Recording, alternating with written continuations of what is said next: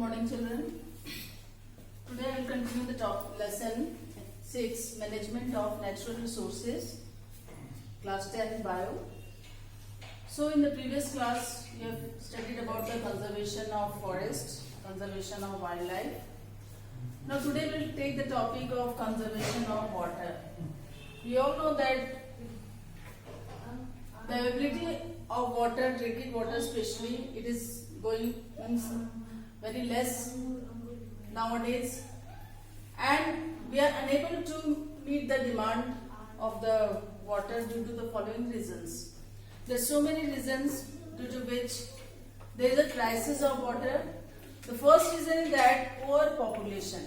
The population of India is increasing day by day. So because of that, there is a problem of the availability of water in our country. Second is, you all know that for the better quality of crops we require more water. So the water is less means the availability of water is less means the crops are also not able to get irrigated, or the fields are not irrigated properly, and more fields means it requires more water. That's why there is a crisis of water. And most of the water in the rivers, they are polluted due to the discharge of the waste and the sewage, especially the discharge from the industries. So these industrial waste reduces the availability of usable water. And the water is also contaminated because of this waste and sewage. Another reason is that changing of the lifestyle of the people. Nowadays the lifestyle of the people, especially in urban areas, they are changing, and because of that we require more water. So these are the few reasons why there is a demand of the water is increasing and we are unable to meet these demands. Now, how can we conserve the water? So it is very important, like the conservation of forest and wildlife is important, in the same way the conservation of water is important. So water can be conserved by constructing dams on the rivers. And why the dams are constructed in the rivers, on the rivers? Because dam has very important uses. The first is that the water which is stored in the dams, they are used for the irrigation purpose in the fields. Large amount of water is taken to the fields through the canals from these dams, and the fields are irrigated. And these water which are stored in the dam, they are also supplied to the cities.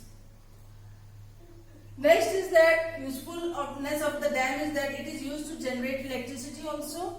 So the water which is stored in dam, it is used to generate electricity. That's why the dams are built on the rivers, so that the fields can get irrigated at the time of drought especially. And this water can be also supplied to cities, and it is also used to generate electricity. Wells can also be constructed, and tube wells also. By digging the earth, we can construct the wells in which the water can be stored also.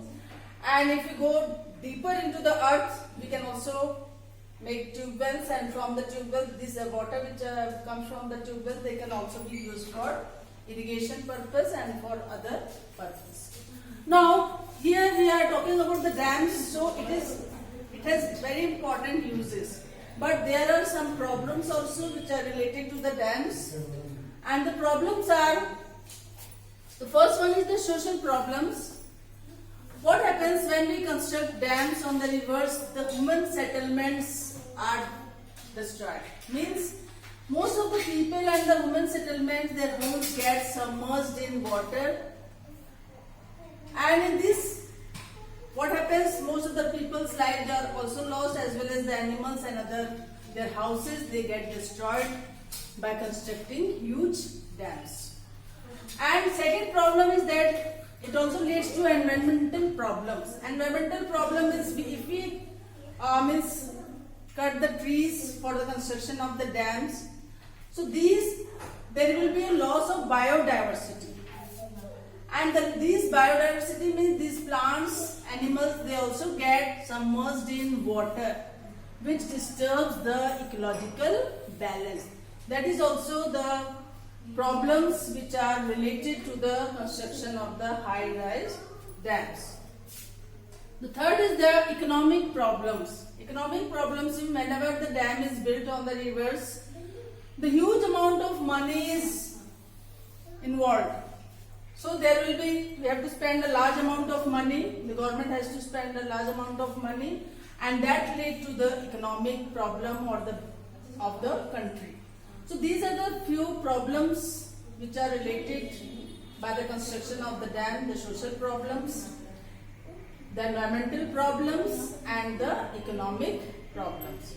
Now we come to the pollution, which is very important, because nowadays what we see that most of the river water, they are getting polluted nowadays because of the contamination of the waste, and there are so many reasons for the contamination of the river water, especially the dumping untreated sewage. The sewage which is untreated, which is not properly treated, they get dumped into the water bodies and the water gets polluted. Next one is the industrial waste, the effluents which comes from the industrial waste, they also are discharged into the water bodies, which causes pollution of the river water. Next is bathing and washing of clothes. So most of the people, especially when you in the Ganga river, in the holy river, people go to take baths and they wash their clothes also. Because of that, the river water gets polluted. And in the holy river, what we do that there is an immersion of the dead bodies or the ashes of the dead bodies. They are immersed in the river Ganga especially, and because of that, the river Ganga gets polluted. And the most important is that the effluents which come from the industries, the waste, the poisonous waste, chemicals which comes from the industries, that is also the main cause of the pollution of the river water. Now, how can we say that the water is getting polluted or there is a contamination in water? So, by two factors we can determine. First is the presence of coliform bacteria.